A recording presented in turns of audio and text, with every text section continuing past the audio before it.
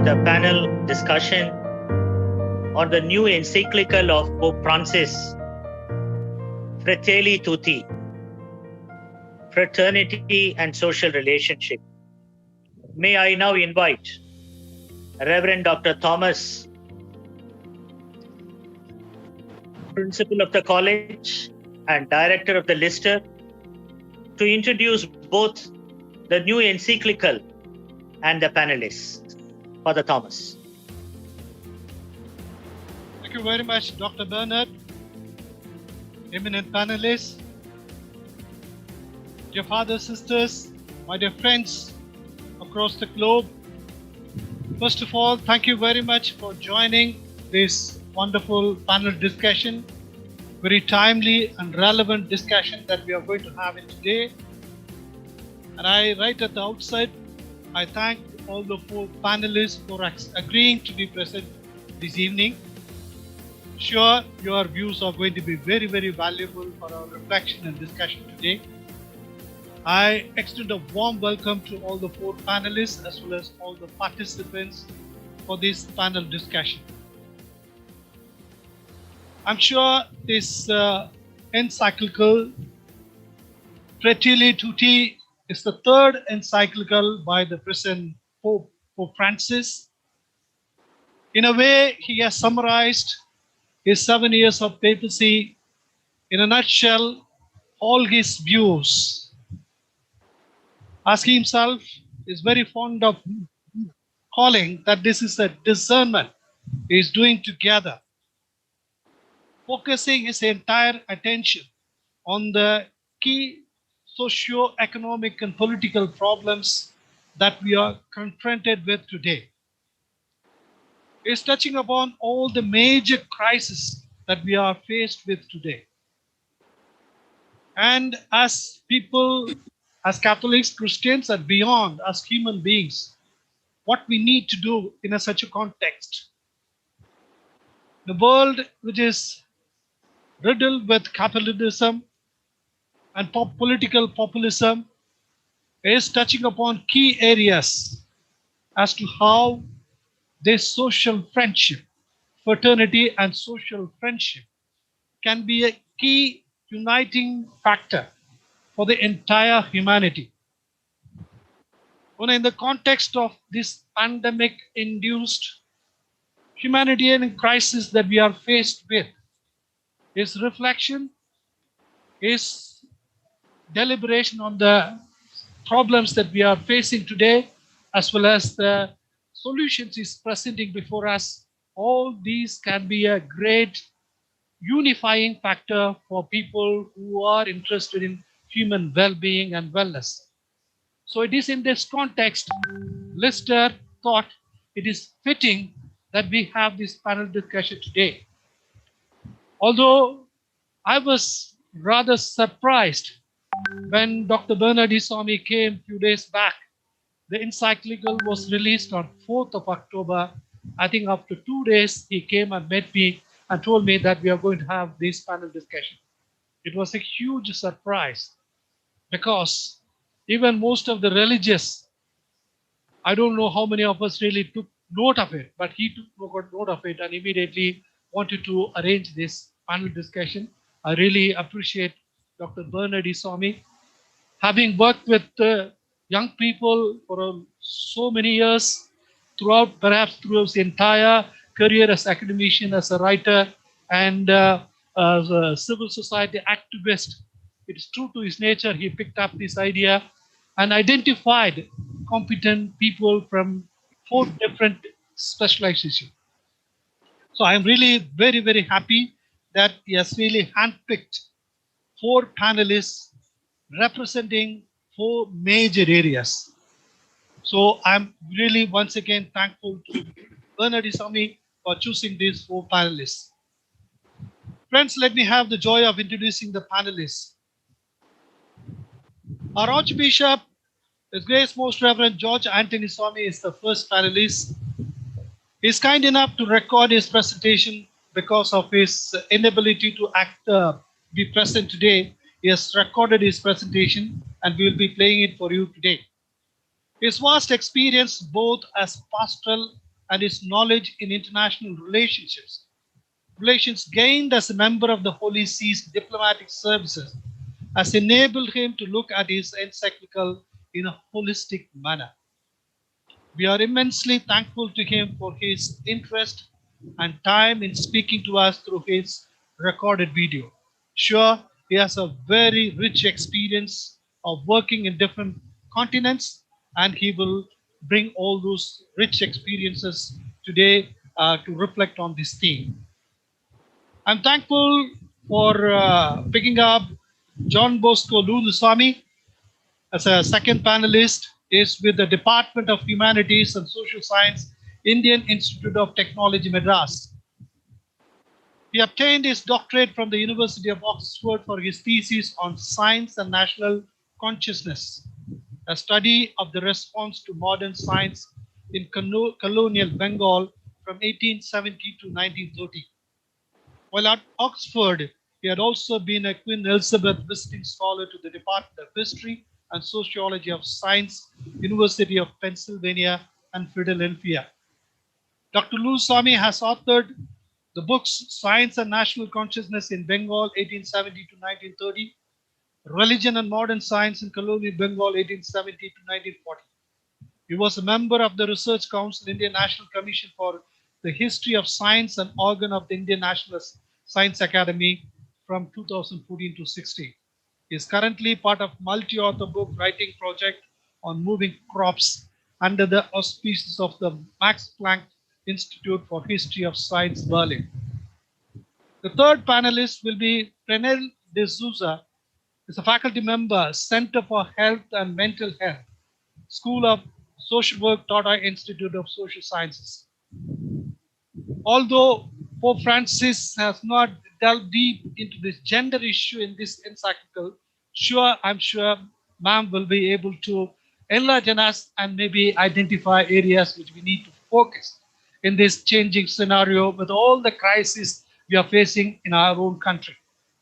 Her areas of expertise are public health, health rights, marginalization, and health activism. She joined the Tata Institute of Social Sciences as a member of the faculty in 1999, and over the years has been involved in teaching, research, and advocacy in the field of health. In 1997, Madam was awarded the CAPS Foggy Scholarship by the University of California, San Francisco, and Berkeley for visiting scientist program at AIDS Prevention Research at the Center of AIDS Prevention Studies, University of California, San Francisco. Ma'am has been temporary advisor to the World Health Organization Geneva at a consultation on gender-based violence and HIV/AIDS, and represented India at the World Bank Washington DC in consultation on health systems and strengthening. Ma'am is currently doing a diploma in theology, very interesting, from Virti Jyoti, New Delhi, and has just completed a program in scripture study from St. Pius College, Mumbai. She is a member of the Indian Christian Women's Movement, Mumbai, and the Indian Women's Theological Forum, and has presented papers on feminist theology at various conferences. Between September 25th to 30, she traveled to Kashmir on solidarity and fact-finding mission as part of a four-member delegation, and brought out a report titled Kashmir Civil Disobedience, a Citizens Report, which received widespread coverage in both national and international media. And the fourth panelist, Mr. Arun Janardhanan, yet another illustrious person from the field of media, is a senior journalist, Indian Express. He had worked for Deccan Chronicle, Times of India, and now with the Indian Express as assistant editor. He has written a number of stories on migration, refugees, children, women, Dalits, Adivasis, and on major issues confronting the country. He is one of those who highlighted their plight consistently and continuously. As this encyclical is addressed to all, we would like to hear from Arun his views on this encyclical, Fratelli Tutti, Fraternity and Social Friendship. My dear friends, sure, the profile and the rich experience and expertise of these four panelists will sure be a huge treat for all of us. Let's all have a very enriching session this evening. I welcome all the participants. And I'm very happy to let you know Dr. Brinelle D'Souza will be moderating the session. And while all the four panelists complete the presentation, then the members can send your question through your chat box so that we are able to consolidate the questions and give it to the panelists for them to respond. So that will be the way forward. And I open the floor for the panelists. Thank you very much. Have a good evening. Thank you, Father, for the wonderful way in which you have introduced both the encyclical as well as the panelists. Now let's move on to listen to the panelists. And first is our Archbishop. And Archbishop is now out of station. He had been such a great interest on the encyclical that he said that he would record his presentation and give it to us. And that is what we are going to play it for you, present it to you. And now, please go ahead. Respected participants of the panel discussion on the famous encyclical Fratelli Tutti of Pope Francis. Dear brothers and sisters, I am very much happy to be here through this medium to share my ideas, my impressions, and above all my feelings after having gone through this important social encyclical of Pope Francis. At the very outset, I am indebted to thank all the organizers of this panel discussion under the guidance of the Loyola Institute of Social Science Training and Research, the convener, Professor Bernard Swamy, and other friends. Coming to the encyclical, looking at it, I feel the encyclical is the gift of the Holy Father to our time. The needs of the time very much is seeking this kind of encyclical to understand how all of us are called to live together, facing the present challenge caused by the pandemic coronavirus. Holy Father has written so far 3 encyclicals. The first one in the year 2013 with the title Lumen Fidei, on faith. The second one, equally well known, in the year 2015, Laudato Si, on creation, on care of our common home. And thirdly, this social encyclical has been called by the Holy Father himself, is nothing but how he is taking interest to live together. So this encyclical on the humanity, very much needed document, I could say, and very relevant. The Holy Father has given this important message to each and every one of us. After having read this document, what came to my mind is this: the Holy Father is not addressing his message to the Catholics, to the Christians, to the humanity only. Even he addresses the creature, calling each and every creature as brother and sister, as it was called by St. Francis of Assisi. In the year 1972, there was a famous film prepared and directed by Franco Zeffirelli. The title of the film is this: Brother Sun, Sister Moon, Fratello Sole, Sorella Luna. In that film, we could see how the director of the film brings out the message. All those who are living in the universe are called to live in harmony and peace, respecting the nature, respecting each other. In this context, I would like to bring to you this important encyclical, an important call to each and every one of us to come and live together. Fratelli Tutti means brothers all. It could be a sister, it could be brother. We all together, we are called to live together. We are called to respect the nature. We are called to respect the creation, and we are called to respect the Creator. And coming deeper into this important encyclical, the sources of inspiration for the Holy Father, as the Holy Father himself says, he felt inspired not only by St. Francis of Assisi, but also non-Catholics such as Martin Luther King, Desmond Tutu, Mahatma Gandhi, and many more.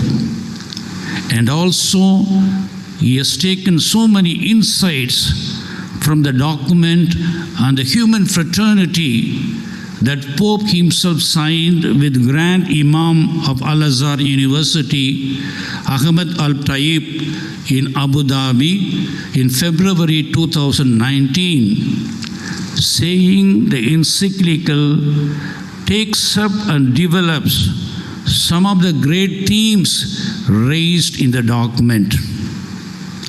I quote, a number of letters, documents, and consideration, he says, received from many individuals and groups throughout the world after this remarkable historical meeting with Imam of Al-Azhar University made me to come to this conclusion of presenting this famous encyclical. What we could learn, what we could perceive, what we could share from this encyclical. I know quite well all the members who are taking part in this panel discussion, we will be discussing on different themes, different ideas, the different contribution given by the Holy Father.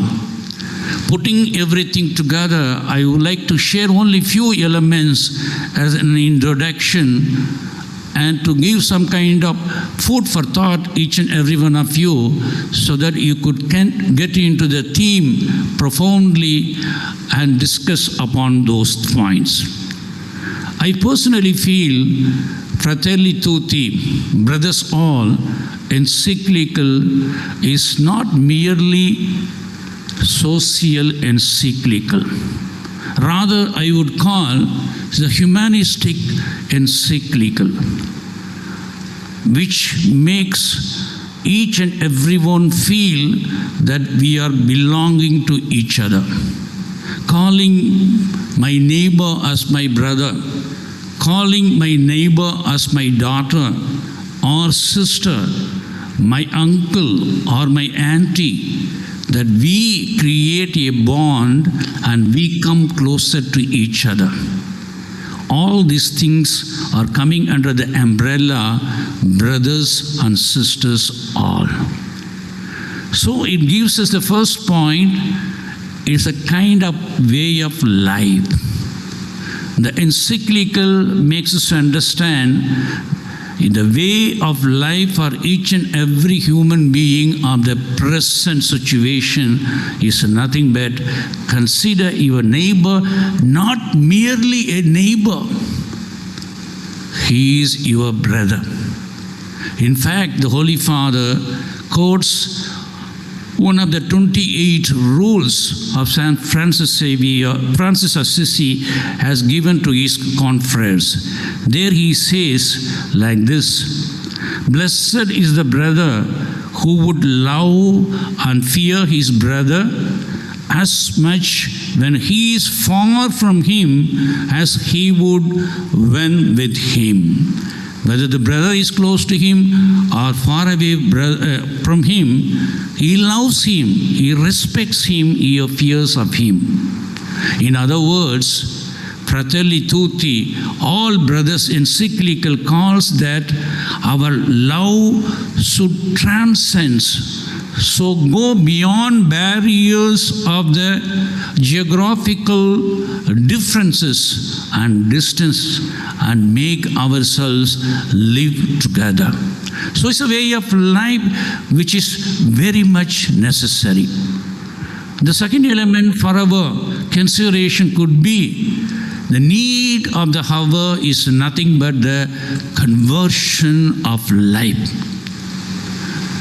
It's an invitation style given in this document where the Holy Father calls each and every one of us for a conversion of life, where we should understand that when we want to live together, when we want to care for each other, that is possible by accepting there are so many things to be changed in our life that is possible only through conversion. The conversion of life is possible when we consider the neighbor, your brother, your sister, as the creation of God.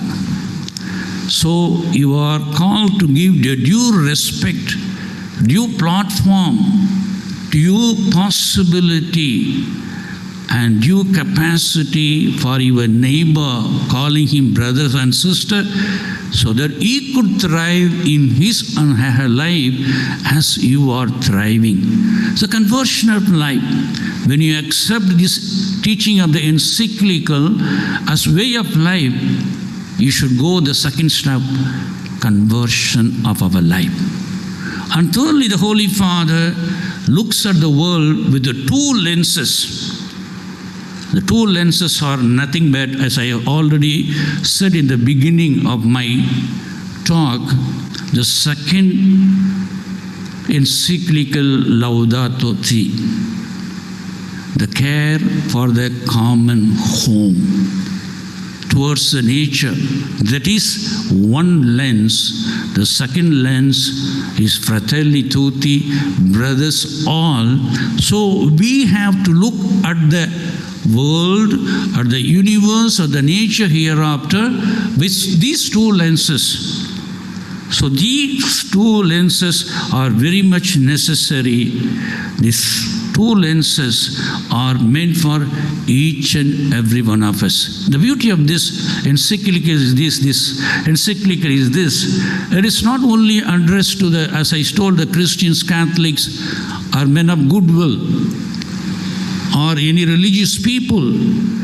It calls each and everyone, whatever is in the universe is called to accept and look at the world, accepting that we are all creatures, we are all created by God, and we are called to respect each and every one. So these two encyclicals serves in the world of today as lenses through which we look at everything. Everything should be understood, should be taken into consideration through these two lenses so that we could live in harmony and peace. For that, the Holy Father gives an example taken from the Gospel, the Good Samaritan example. He called a stranger on the road. Pope gives his own exegesis on the parable of the Good Samaritan, emphasizing that the unhealthy society turns its back on suffering and the illiterate man is caring for the frail and vulnerable. He stresses that all of us are called to become neighbors to others like the Good Samaritan, to give time as well as resources and overcome prejudices, personal interests, historical and cultural barriers. After having said this, the Holy Father invites us to go deeper into another important feature, or I could say the issue of the modern society, that is migration. That flower explained throughout this document involves 5 important points. You have to welcome the stranger, you have to feed the hungry, you must listen and giving your hand up to the poor and defend the rights of all and ensure that each person at every stages of life has his own right, his own needs are being met. All these 5 important points are nothing but what we are practicing when we do the ministry on migration. So much of this encyclical Fratelli Tutti, brothers all, is dedicated to migration, including the entire 4th chapter and chapter 5 also. A heart open to the whole world. This is the title given by the Holy Father. There we find another sub-chapter, without borders. After recalling the hardship migrants face, the Holy Father calls for a concept of full citizenship that rejects discriminatory use of the term minority. The society as such, we know very well how we differentiate people. What happened in India itself during the early period of the pandemic, coronavirus, COVID-19, when the people who were working in southern states, when we were going to the north, how they were treated, how they were left alone, and they become a minority. And they were not given all the necessary ways and means to reach their homes safely. Not only in India, it happens all over the world. So only the Holy Father calls us, we have to be very much careful. We should not forget this fact, because your neighbor is your brother, your sister, your sister. So he calls that we should be ready to accept and accompany and make them feel they are well protected. Friends, we could listen to Archbishop's address on the new encyclical. Our Archbishop has been very clearly highlighting the sources for the encyclical. And I think many are writing now on the sources. Pope Francis, what sources he used for writing this encyclical. Very interesting that he has used many non-Christian, non-Catholic sources. And particularly, sources from West Asia and Judaism, rabbis, the writings, they all form, major part of this encyclical.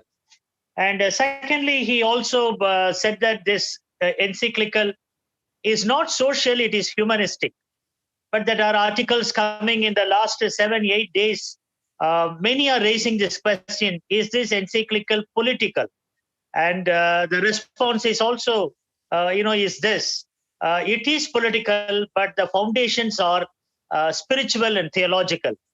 The Pope, for the first time, has written this encyclical as a head of the state. He's also head of the state. He's heading a state, Vatican. So he writes, he wrote this encyclical as head of the state and looking at the problems. And other sources are the bishop conferences, the input from the bishop conferences. He has collected a lot of information from, used a lot of sources, as backup to write this encyclical. And finally, our Archbishop was able to highlight the key term used in this encyclical, namely fraternity, the common brotherhood, the common sisterhood, the Good Samaritan parable, who is my neighbor, and this whole concept of fraternity has been analyzed thoroughly in this encyclical. And from India, we should be happy because our constitution, one of the key terms in our constitution is fraternity. And in the fraternity, what is written in the constitution is this: assuring the dignity of the individual. Assuring the dignity of the individual is all about the fraternity, the common brotherhood and sisterhood. I think the holistic way of looking at the encyclical has been very well done by our Archbishop. And with this, now we will listen to Dr. John Bosco Lourdusamy for his presentation. Over to Dr. John.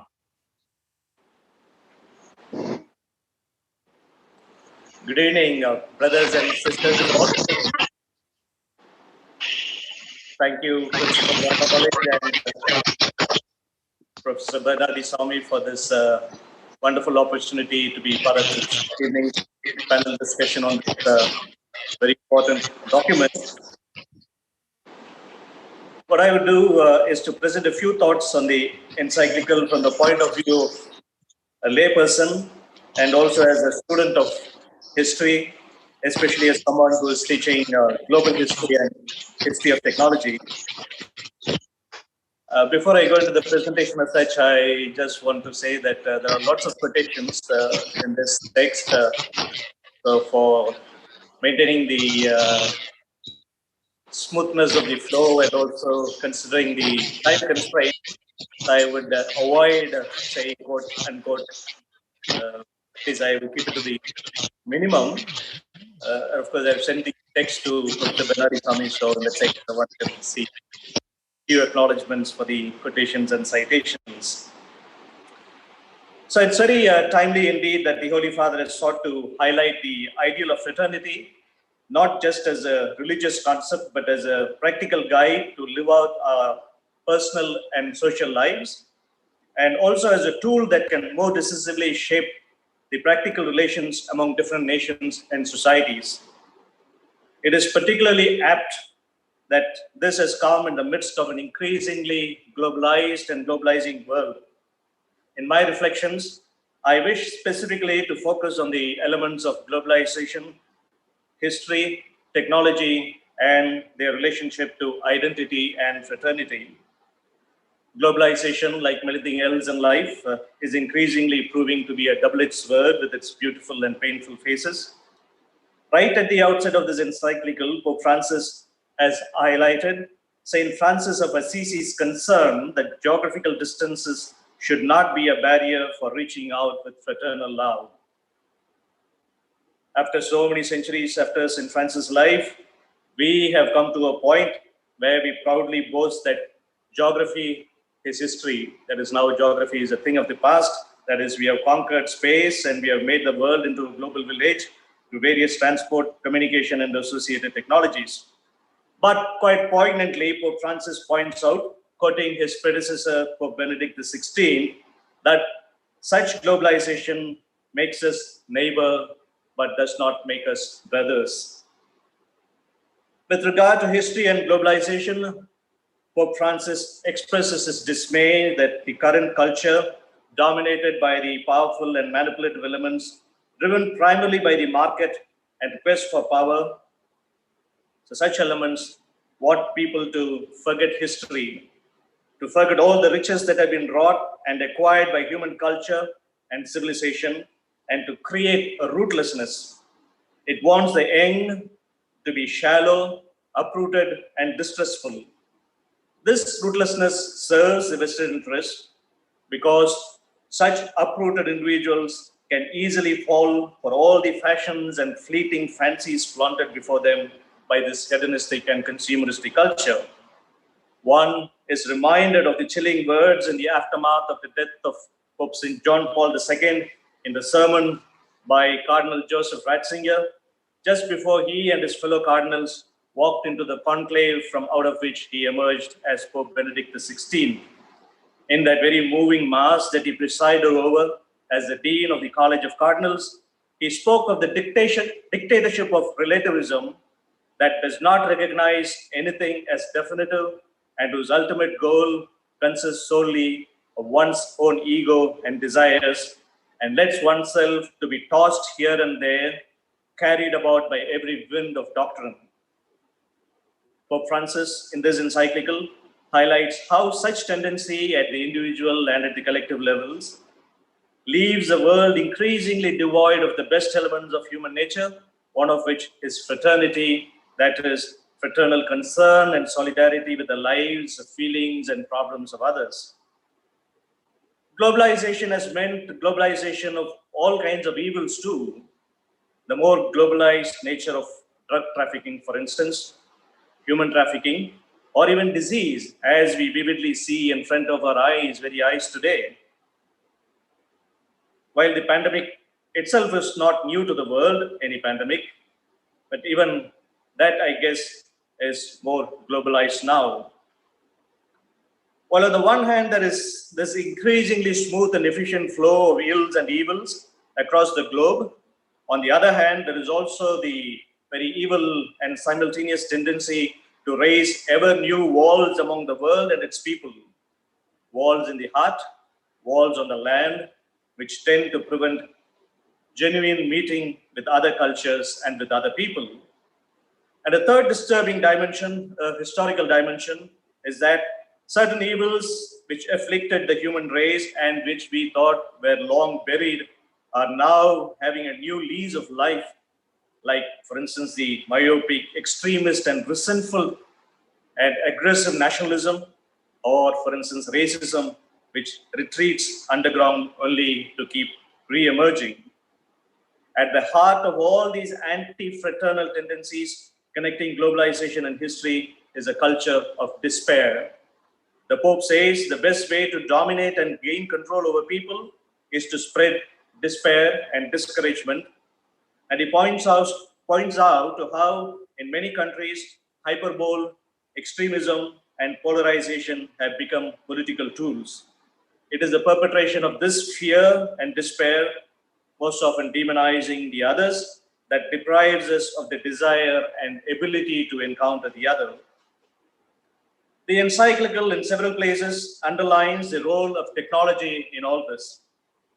The Pope expresses dismay at the way technology is used to perpetrate this fear and makes life shallow and less meaningful.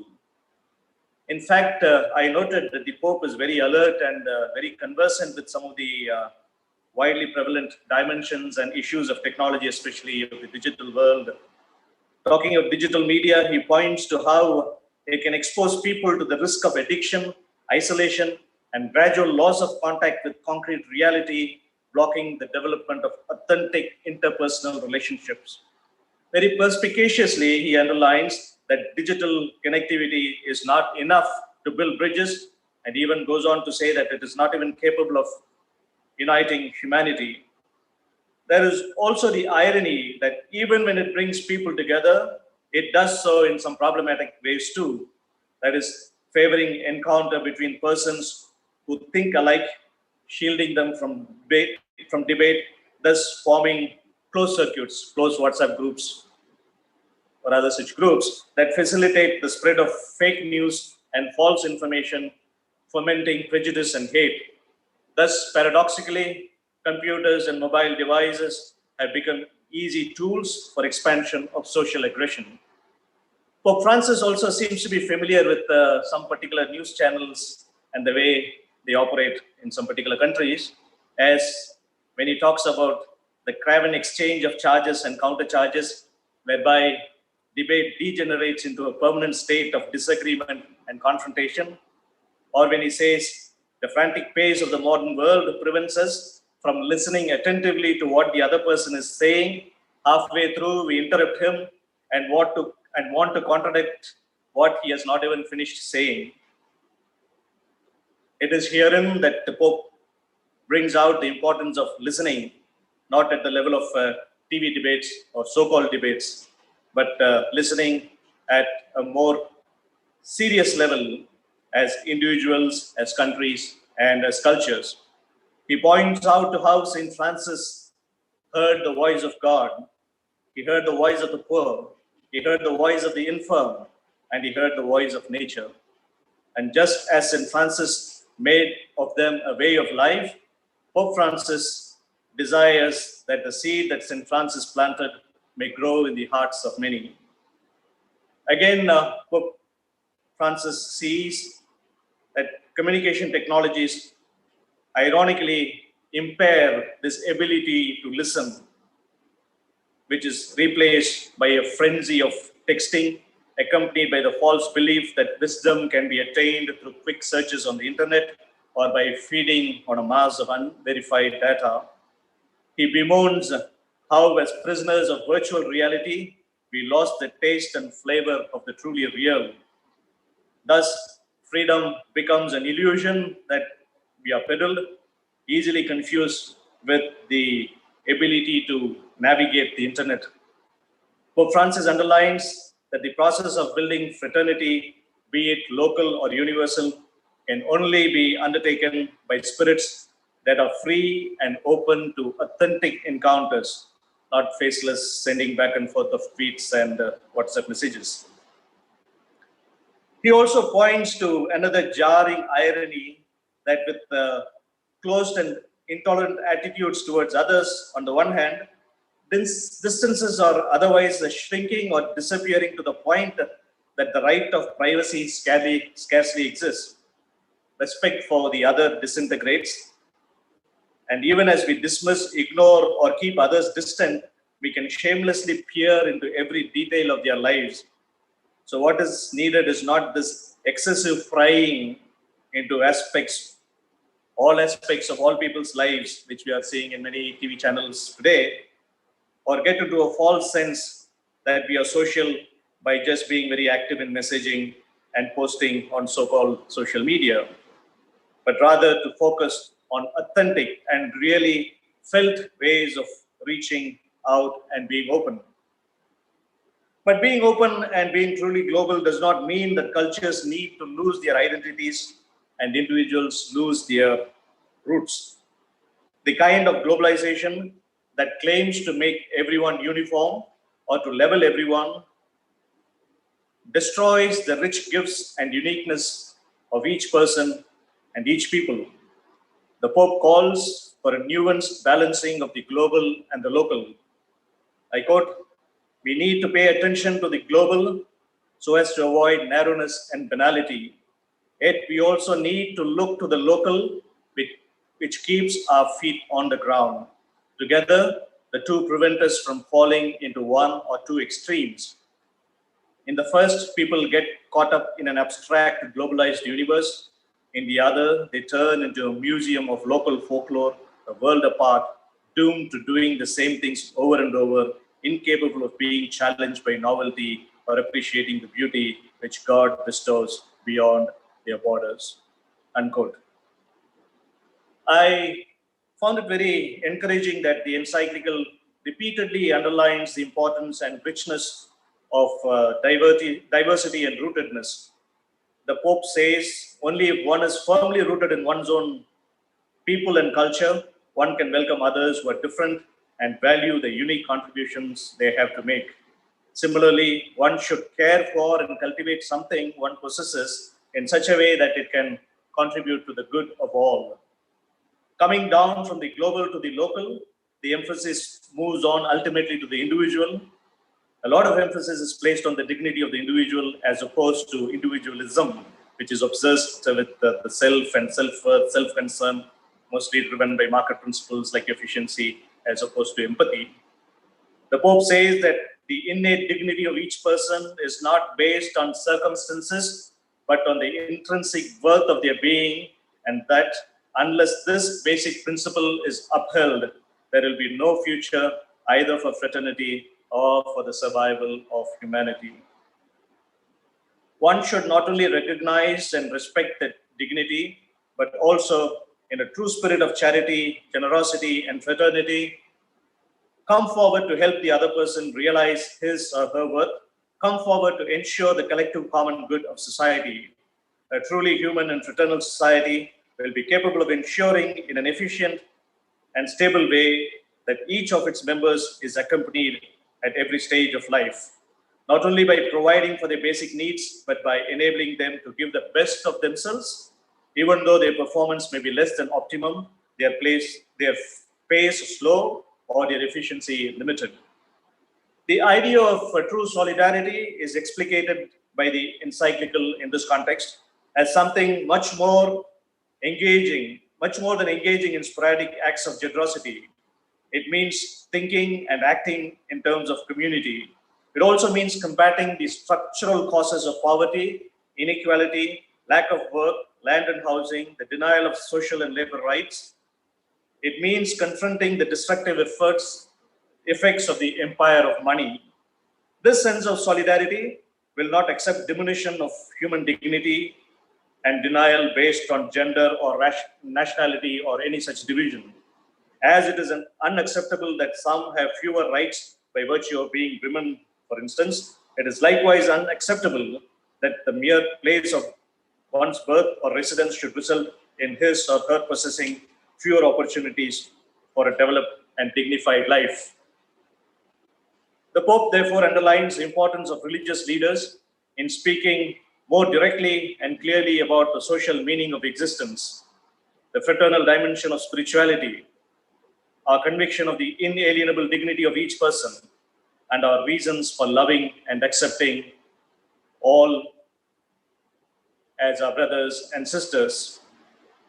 Again, harping on the advances of technology, the Pope beautifully asks, how wonderful would it be, even as we discover faraway planets, to rediscover the needs of the brothers and sisters who orbit just right around us.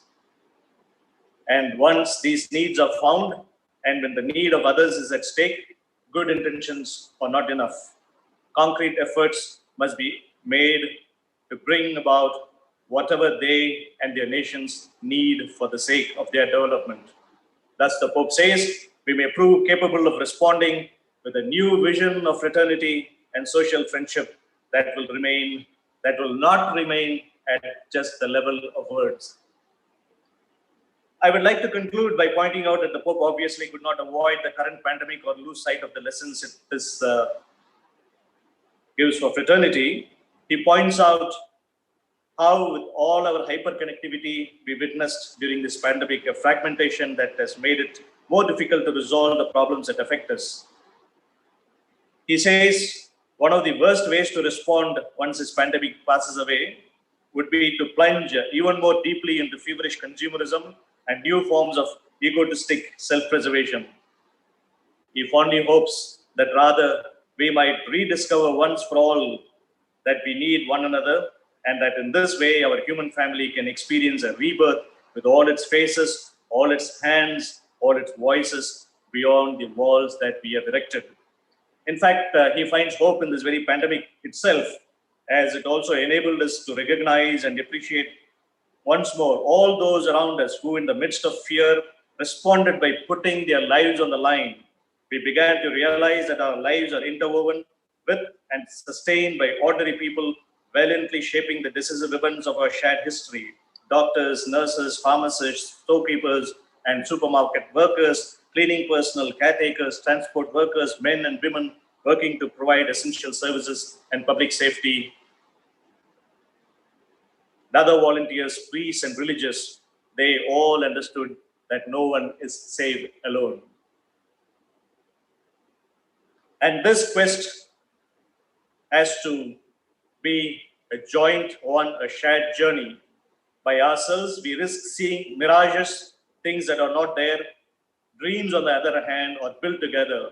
Let us dream then as a single family, as fellow travelers sharing the same flesh, as children of the same earth, which is our common home, each of us bringing the richness of his or her beliefs and convictions, each of us with his or her own voice, brothers and sisters all. Finally, I wish to point out a poetic beauty and a consummation of a wonderful circle. This was something pointed out by the Archbishop also quite early on in this message. We all know that Mahatma Gandhi felt greatly inspired by the Bible and by Christianity. The same Gandhi is now mentioned towards the end of the encyclical as one of the great inspirations for this important work by the current leader of the Roman Catholic Church. What more do we need as a proof and personal example of how we can reach out and build bridges and create fraternity, transcending times and faiths, spaces and races. Thank you. John, thank you, John, for that wonderful presentation. And John has been working on it for for a week or so, and he sent the paper to me this morning. And I'm sure that he will also be happy to share his paper with any one of those who are listening, to this presentation today. And John has highlighted in the encyclical, from his own point of view, the science and technology, particularly the role of technology that the Holy Father is highlighting, both the positives and negatives of that, and then diversity and rootedness. And one term that the Holy Father uses very strongly in this encyclical is solidarity. What is missing today in this world is solidarity, and he drives home this this idea very strongly, saying that in the 1960s and 70s we had a common dream. And where did the dream go? Today we don't have a common dream. Even countries had their own dream, and chasing that dream was an ideal one for for people. And he says that today we don't have a collective dream. And with this, thank you once again, Dr. John, for this wonderful presentation and insights you have presented to us. May I now invite Brinelle to make her presentation. Yeah. Over to Brinelle. Yeah. Good evening, friends. Am I audible? You're audible, yeah. Yeah. Good evening, friends. I would like to begin by thanking Bernard and the organizing team for the invitation to share my reflections, insights on Fratelli Tutti. I am not a close observer of Francis's pontificate, nor have I studied and as an accent there his works. I largely follow him through media reports, but his words, actions, and gestures have always had a profound impact on me. I must, however, say that as I began to read media reports about this third encyclical by Pope Francis, I got increasingly curious. And there were three reasons for it. First is that this encyclical comes in a post-COVID world. The COVID-19 pandemic, which has swept across the developed and the developing world, has been exposing the frailties and inequalities of our societies. COVID-19 has been a threat or is a threat multiplier. We not only have a health emergency, a humanitarian emergency, but also now a development emergency. These emergencies are compounding existing inequalities. In advanced economies, we are seeing higher rates of mortality among already marginalized groups. And in developing countries, the crisis is hitting vulnerable populations even harder. The post-pandemic world will experience even greater inequalities and a hunger crisis unless governments and the global community comes together to act together. Given this context, I was keen to know what message the Holy Father had for the world and the church. The second reason I was curious about this encyclical was because of the term brothers all. I mean, Fratelli Tutti basically translates to brothers all. I was deeply attracted to this term. I know it received flack from some quarters as sexist and excluding women. The title is seen by some as another expression of exclusion in an institution long criticized for women as second-class citizens. And I agree that language is political. One must never forget that. So therefore, I also have a problem with the use of the term non-Christians, because the Christian becomes the reference point. And I find that, excluding. However, when I read the term, what immediately came to mind was universal fraternity and solidarity, a reaffirmation that we are all children of God, people of all faiths, agnostics and atheists, and by virtue of this fact, we are each other's keeper. Whatever happens to my sister or brother, whoever or wherever that person is, it is a matter of concern to me. And the global health emergency that we are going through has amply demonstrated that no one can face life in isolation. So I have really not, focused on this presentation or my reflection from a gender perspective or a feminist perspective, though I think the Holy Father perhaps could have gone into the specificities of the ways women experience marginalization in this context that he has outlined and what role that they can play in taking his vision forward. But I think that the document has tremendous strength because it's a deeply political document. And as Bernard said, its politics is rooted in spirituality and theology. And that is what I would really like to lay emphasis on, because it's a bold statement that needed to be made at this point in time. When world leaders and perhaps religious leaders have been, polarizing the world, Francis has brought this broad vision that can unite all of us for a better world. And the third reason I, was curious about the document was the link with Francis of Assisi. And Fratelli Tutti borrows the title of the admonitions of Saint Francis of Assisi, who used these words to address his brothers and sisters and proposed to them a way of life marked by the flavor of the gospel. Francis of Assisi lived an extremely radical countercultural lifestyle, which included poverty, prayer, fasting, preaching, and dialogue, including interreligious dialogue. He had deep ecological sensitivity. And I see Francis of Assisi as a radical alternative in a globalized, materialistic, and divided world. It's no surprise then that Pope Francis looked to Saint Francis of Assisi to draw inspiration from him. Okay, and both Francis of Assisi and Pope Francis believe in going back to the basics, which is the gospel. Okay, now it is impossible to summarize the long, articulate, analytical encyclical that Pope signed in Assisi and was made public on Francis of Assisi's feast day.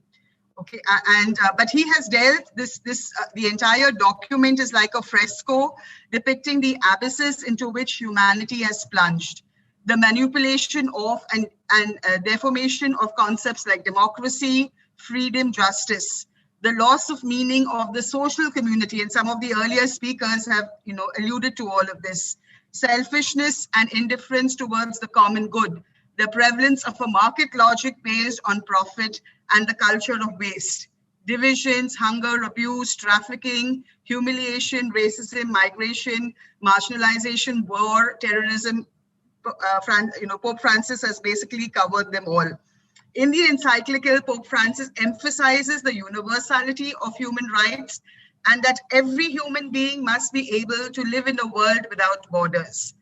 There is also a request for a reform of the UN in which even the poorest nations count on an equal footing with the others, a forgiveness of the foreign debt of the poorest countries, a strengthening of the universal destination of private property, the end of the arms trade, especially the nuclear weapons.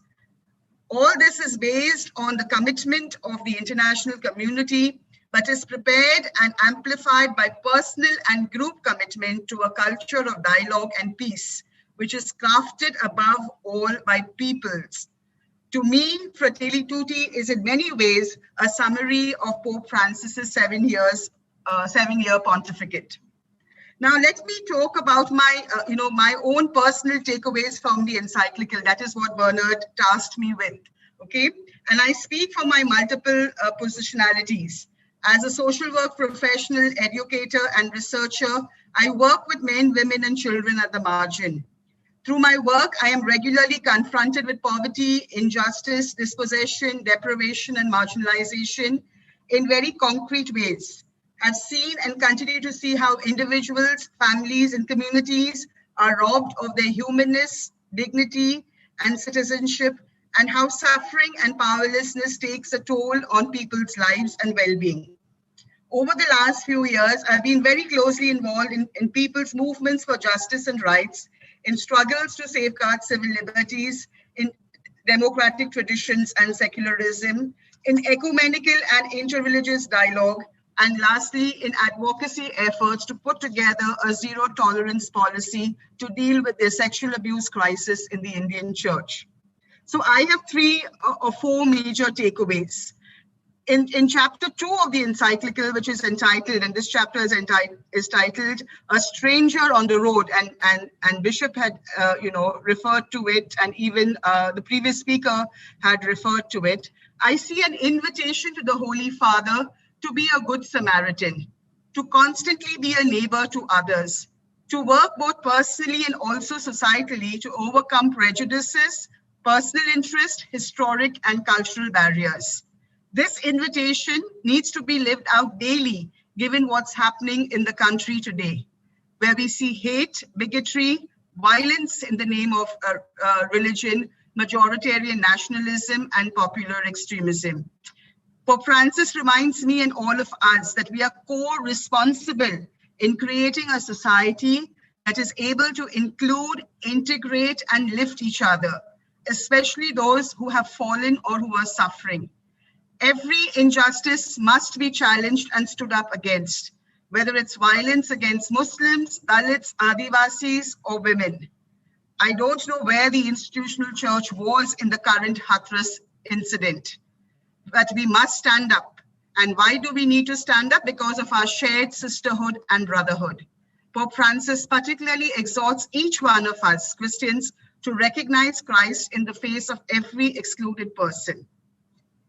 The second takeaway is in chapter 3, Vision of the World, where Pope Francis states that the right to live with dignity cannot be denied to anyone, and that rights have no borders. No one can remain excluded regardless of where they were born. I would like to connect this to struggles to end poverty, discrimination, inequality based on caste, class, religion, gender, ability, and sexual orientation, and the more recent debates about citizenship that have been happening in this country. Let's never forget that every human being has transcendent worth and value that comes from God. That human dignity originates from God, as we are made in God's own image and likeness. This dignity is not based on any human quality, legal mandate, or individual merit or accomplishment.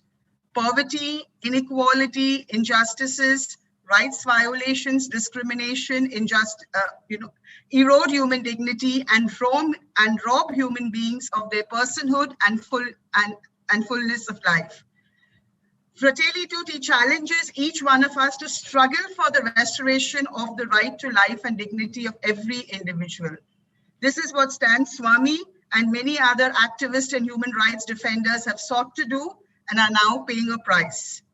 As Christians, as church, we need to move beyond our charity welfare orientation to join hands with secular progressive forces, engage in alliance building of people facing deprivation and marginalization as the most powerful tool that can challenge unequal power relations. The point that particularly struck me in this chapter is the statement where he says, every country also belongs to foreigners and the goods of the territory cannot be denied to those who are in need and come from another place. This is so important in the light of current debates happening both nationally and globally about migrants and refugees. Within nation states, divisive and disempowering narratives about who is the legitimate citizen are sought to be constructed. We have seen this happening in the country in the context of the CA and NRC, in the abrogation of Article 370, in the rise of majoritarian nationalism and the erosion of minority rights and freedom of religion, which include freedom of religion.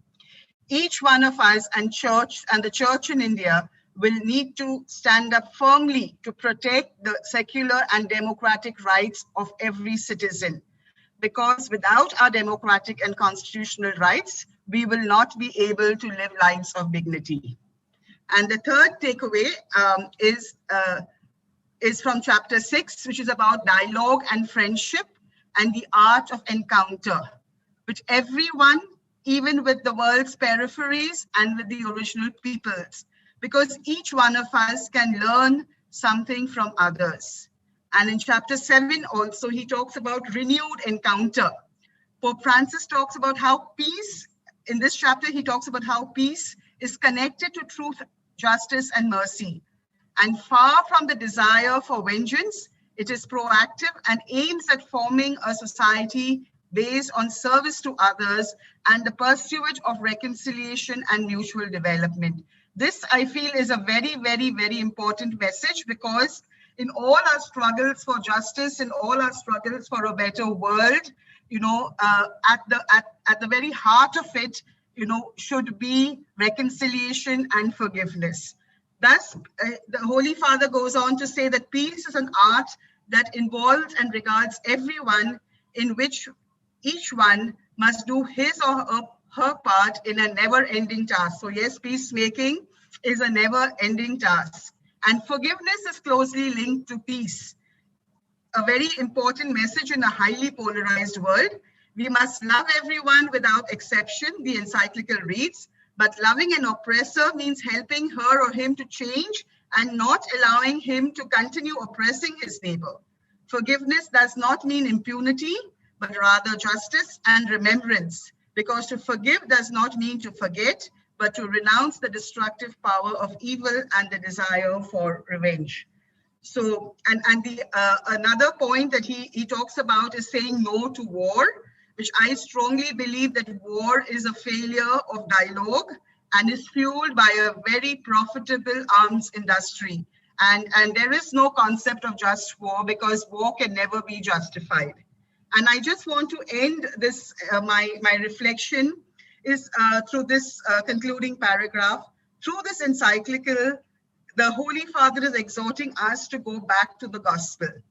Jesus had come to establish the reign of God, a reign that is countercultural in very subversive ways, antithetical to what the Roman Empire and the Jewish social and political life stood for. Jesus sought to transform the established order of the day and its structures of power, authority, and hierarchy through nonviolent means. He challenged the axis of oppression and redefined power and privilege. His kingdom showed a bias for the bottom, the poor, the disabled, and the oppressed, while welcoming all, the sinner, in inverted commas, the outsider, and the foreigner, and excluding no one.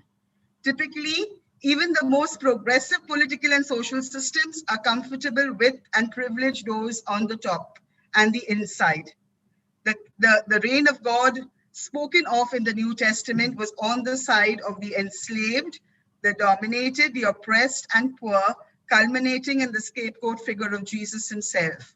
Pope Francis is calling us to go back to our gospel roots to create a new church and a new world order. Thank you. Thank you, Brinelle, for your excellent presentation, and particularly looking at the reality that is prevailing today in a country like India. And you are one of those who is in the forefront in our country, and particularly first one maybe to start the campaign, when Stan Lourdusamy was arrested. And, your campaign is a very, very powerful campaign, and we are very proud of you, and you are standing for what Pope Francis has said in this encyclical. Faith that does justice is what is driven home very strongly in this encyclical. May I now invite Arun Janardhanan to make his presentation. Eagerly waiting all of us for your presentation, Arun. Thank you so much, Dr. Bernard, for this opportunity. So definitely, I'm not an authority or a person to give any kind of authentic comment about this document. This document, I understand it is almost like a constitution, right? It is a constitutional document that may be periodically changing. So, of course, I have to be very careful when I make comments, especially as a journalist and not as an expert or academic. But a couple of things I noticed was uh, when for an ordinary person, when they think about this particular encyclical document, letter, one thing, there are many things with regard to Pope Francis. There are many things that comes to mind.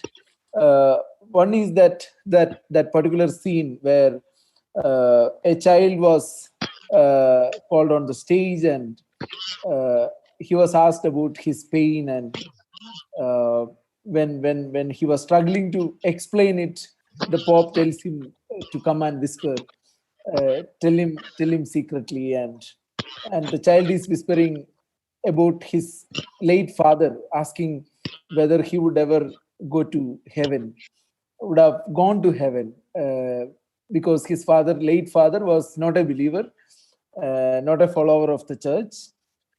So the child was so worried whether his father had reached the heaven, the idea of heaven or whatever. So his answer, that was a very significant answer that he had given.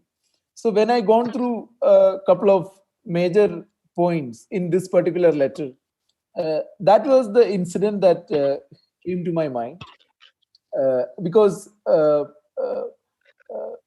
it is not about a person at the stature of the Pope being kind to a fatherless kid, or it is not about being kind to a person, but it was a very risky affair.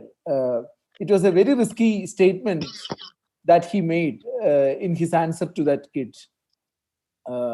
So making the institution, making the church, making the stature of Pope accountable is what the process happening, and whether the Pope is infallible, and he sounds that, by saying all these chapters, I feel that maybe he's saying that Pope is not infallible.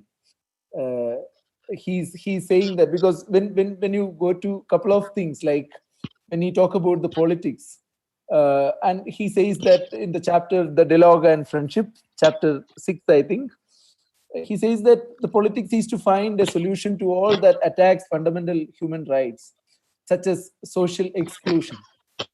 So there are countries where the church is a minority. There are countries where the church is ruling the rule.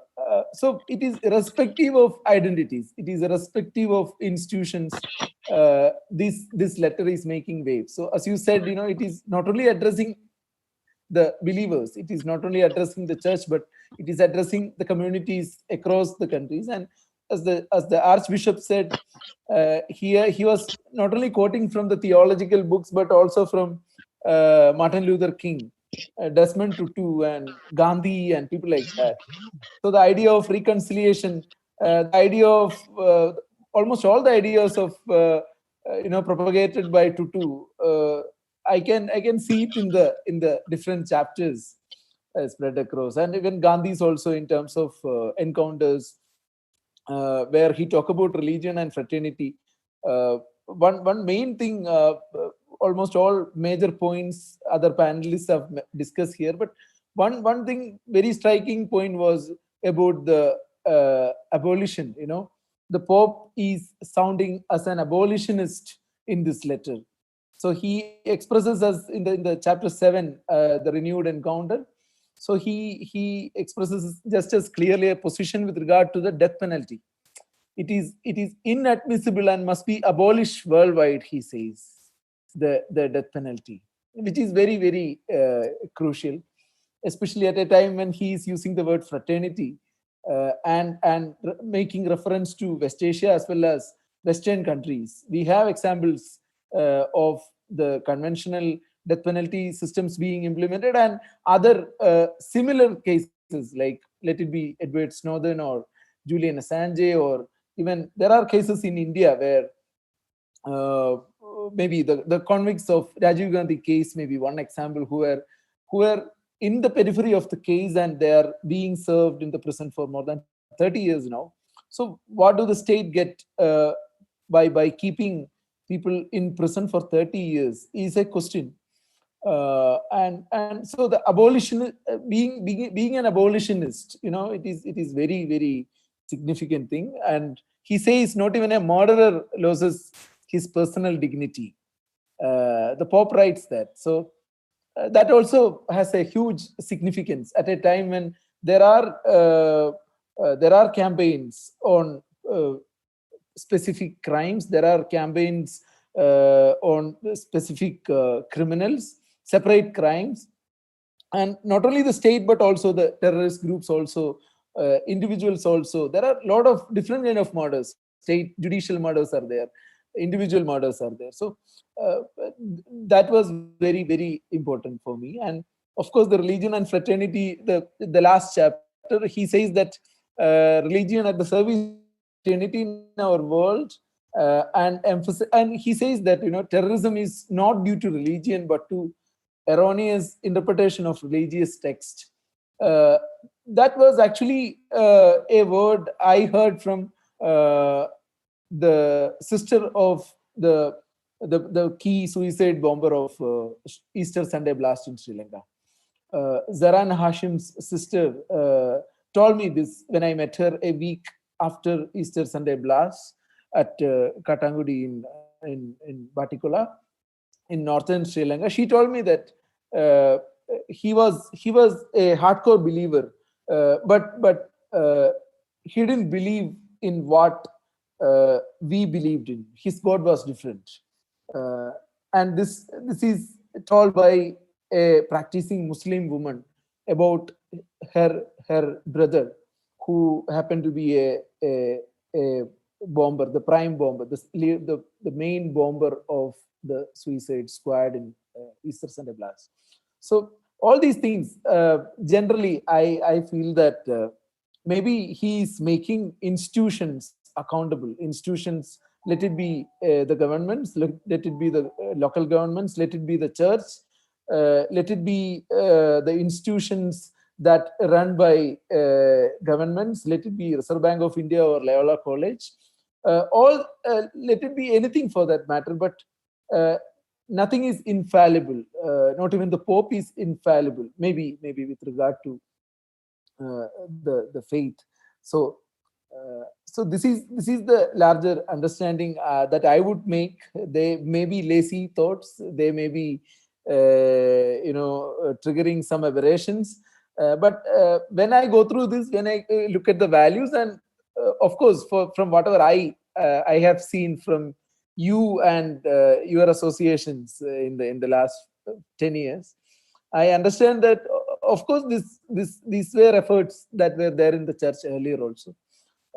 If you talk about the church, when these discussions come from the church, I'm not a Catholic, I'm not a believer also, but I have close association with believers and people like that. But I'm happy to remember Father Kapan. People like Father Kapan at this moment. There may be people who can recognize him from that short Father Kapan. So that is what I generally figured out. Thank you so much. Thank you, Arun, for your wonderful insights you have given on the encyclical, and particularly bringing very clearly that the Pope has, very clearly indicated that, once again adding his voice with many other countries for the abolition of death penalty and just war. He talks about the just war, and then diversing terrorism from any particular religion. These are all important takeaways, that you have highlighted. And thank you for remembering Kapan. He was one of the mentors for all of us. Sebastian Kapan, his book Jesus and Freedom, published by Arbis, is and even now a great authoritative work. And thank you for bringing this very fine insights on this encyclical. Now we have only very little time. We wanted to wind up by 7:30, and we have only 10 minutes, and we have questions received. What I will do is I will place 2 or 3 questions, all questions, that our team that has collated before you, and take 2-3 minutes to respond to them together. Just respond to them, and not very elaborately. For about 2 to 3 minutes you can take, and then you can respond to them. Maybe I'll start with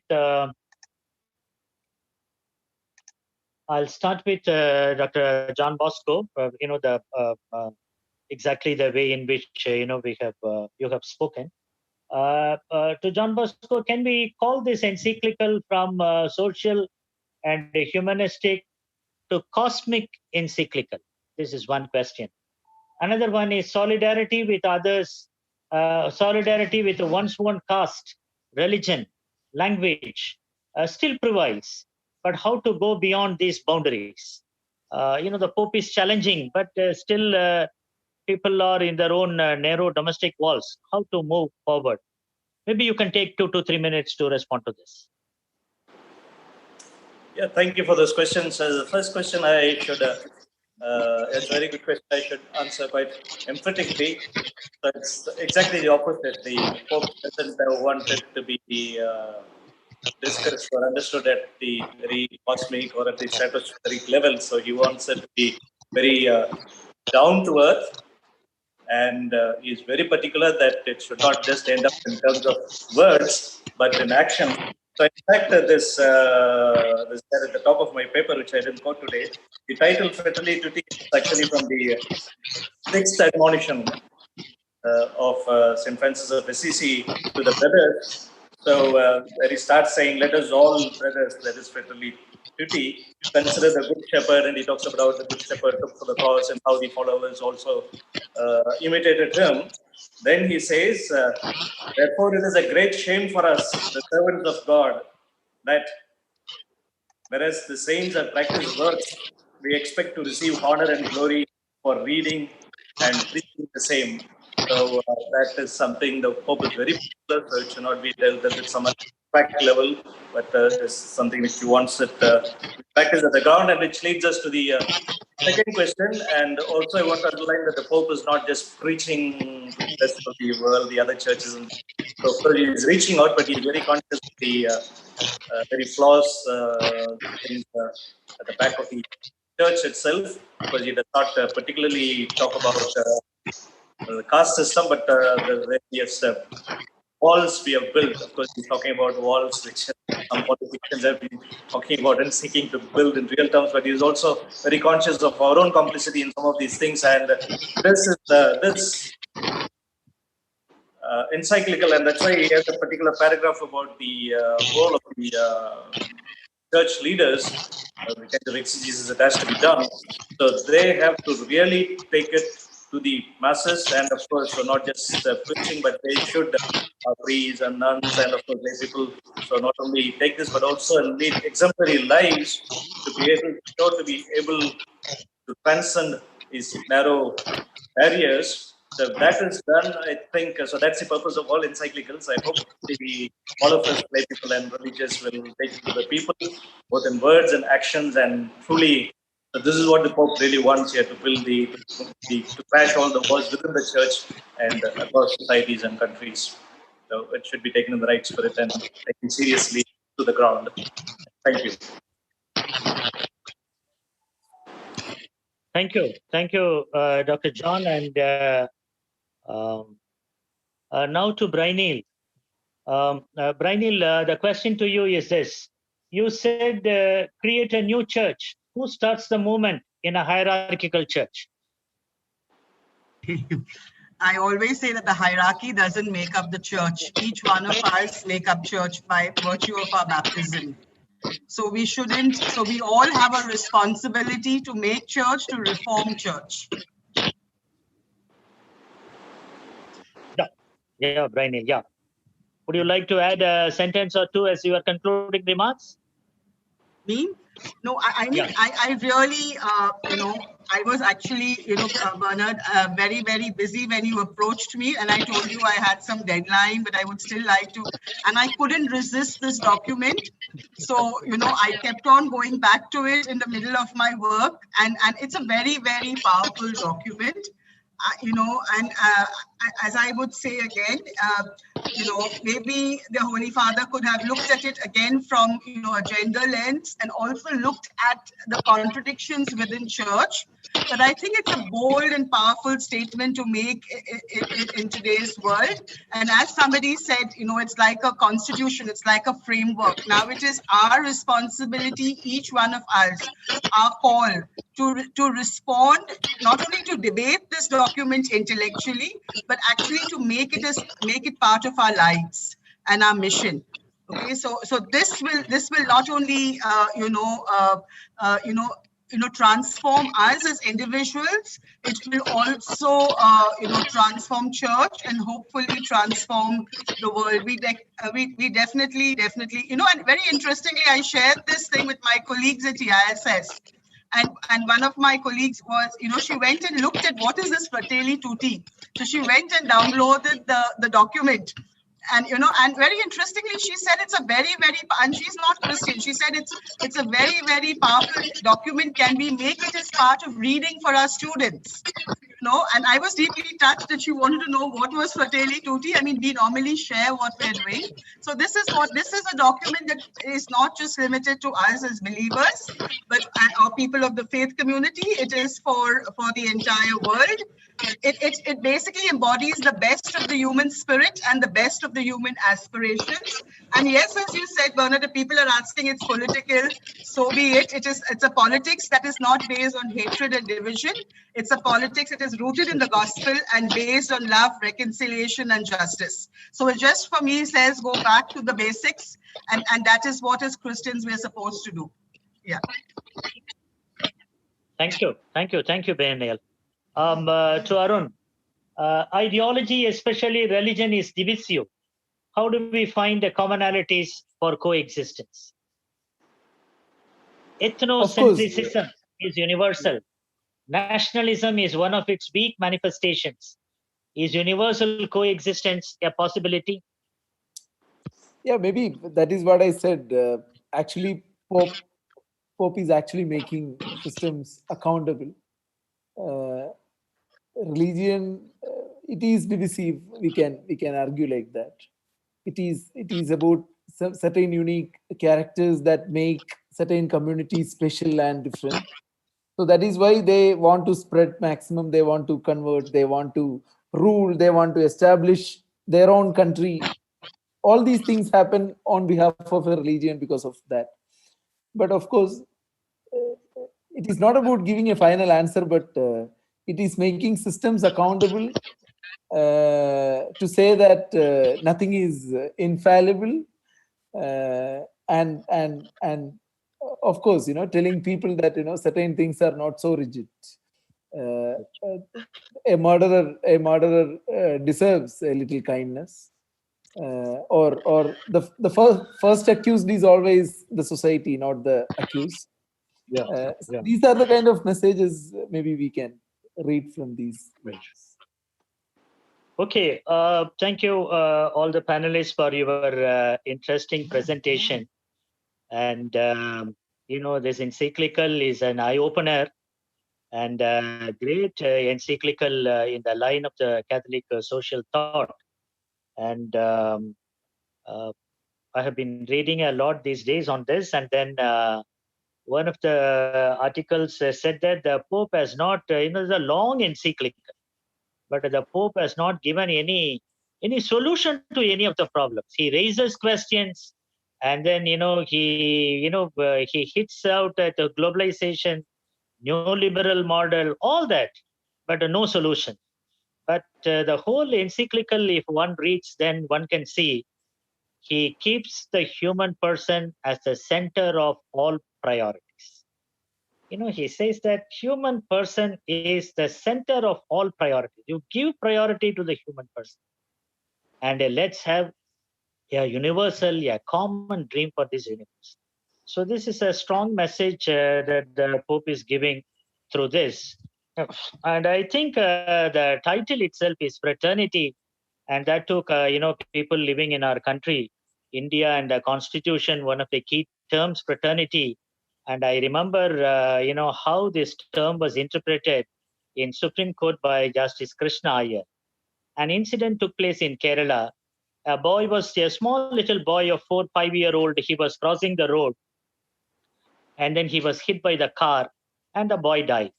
And he was the only child of the parents, and the parents were inconsolable. And the Kerala High Court said that it is accident, and the boy died. That's all. And the case went to Supreme Court, and it came before Justice Krishna Iyer. Justice Krishna Iyer summoned the man who was driving that car.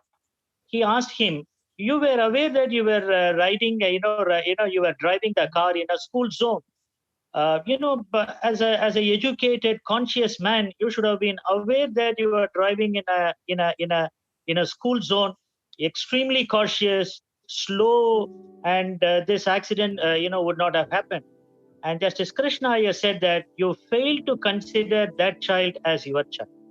You failed to consider that boy as your boy. He said that you lack the principle that is enshrined in the Constitution, fraternity, the common brotherhood and common sisterhood. So this is what fraternity is all about. And I think the Pope is driving home very strongly this idea of neighbors. Who is my neighbor? Identifying and standing in solidarity with those who are oppressed. Thank you all for participating, in this panel discussion. I would like to thank my principal, with whom, when I sounded this idea, he said, "Sir, we will immediately organize this, and we should be one of the first to organize such an, discussion." So I thank my principal sincerely for his interest and the space he provides for, to us. I would like to thank all the panelists, John Bosco, Dr. John Bosco. He said ready to come, and then he made such a thorough study, and he has sent the paper. I'm sure that he also will be happy to share his paper with all of us.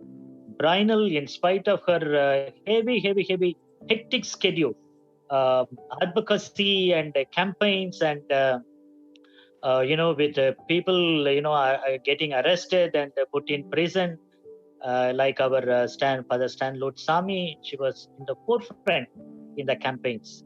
In spite of her very, very busy schedule, she said, "I will definitely, come and speak on this." And then though Arun Janardhanan, a good friend of mine for a very, very long time, and Arun has this, the way in which he looks at things are very human. The writings are all human interest stories, and the way in which he writes. And at one point of time, he only exposed the Madras University and the scams in the Madras University. If we go into the writings of Arun Janardhanan, he has created a constituency for himself by exposing scams and corruptions. With that background, when he reads, he said that non-Christian, I don't believe, I am a non-believer, but at the same time, this document makes a lot of sense. As he rightly said, this is like a constitution. And thank you, Arun, for joining us. Your time is very precious. I know as journalists, you are on the, you struggle to get time, and you have given your time. And thank you, Arun, for that. And thank Archbishop. Archbishop evinced a keen interest on this. And the moment his secretary said that, LISSTAR is organizing, he said, "I'm not here, but at the same time, I would like to speak on this. Please record and then pass on this video to them." Yesterday, he had a funeral. With all that, he was able to record it on Sunday itself and send it to us. So we also thank the Archbishop for his interest and for, unpacking the encyclical to us. And I would like to thank the technical team that helped us to make this online panel discussion possible, headed by Dr. Xavier, Samson, Mr. Peter, Ahilan, and Victor. All of them worked very hard in all technicalities they were taken care and then done very well. And all the participants, many of you have responded within the country and outside the country, being to know, I'm sure that the curiosity is to know what the encyclical is all about, to read this voluminous encyclical, instead of reading the I'm sure that you will read this voluminous encyclical, but at the same time to listen to from the experts what this encyclical is all about, and appreciate your keenness on this encyclical. Let us make this encyclical widespread and more people to read and more people to take stand, for justice, and to take up, the justice issues and to stand for the justice issues. Thank you all, and thank you, and good night.